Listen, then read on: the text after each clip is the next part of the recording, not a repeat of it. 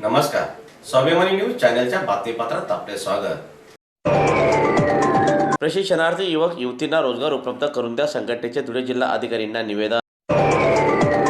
मुख्यमंत्री युवा कार्य प्रशिक्षण योजनेतील प्रशिक्षणार्थी युवक आणि युवतींना कायमस्वरूपी नोकरीत सामावून घेण्यात यावे किंवा त्यांना रोजगाराची संधी उपलब्ध करून द्यावी।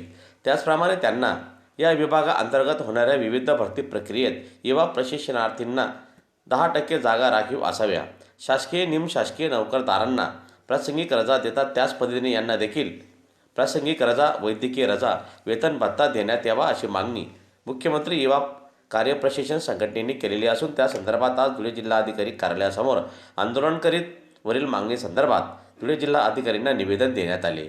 दरम्यान यावेळी निवेदन देण्यासाठी मुख्यमंत्री युवा कार्य प्रशिक्षण संघटनेचे महिला पदाधिकारीसह विद्यार्थी मोठ्या संख्येने उपस्थित होते। पहिली गोष्ट बघा, मुख्यमंत्री साहेब ज्या प्रकारे मुख्यमंत्री साहेब सत्तेवर होते, आम्हाला युवा प्रशिक्षणच्या माध्यमातून प्रशिक्षण दिलं। शासनाने एवढंच नसून मंगलरोडा साहेबांनी सांगितलं तुम्ही जिथं आहेत त्याच आस्थापनावर तुम्हाला आम्ही परमानंट करू, 50% लोकांना परमानंट करू असं शासनाने म्हटलंय। एवढंच नसून मुख्यमंत्री साहेब ज्यावेळेस सत्तेवर आले त्यावेळेस सुद्धा त्यांचं एक म्हणणं आहे, देवेंद्र फडणवीस साहेबांनी सांगितलं की आम्ही लाडका भाऊ लाडक्या बहिणी आणि शेतकऱ्यांच्या परिपूर्ण मागण्या पूर्ण करू।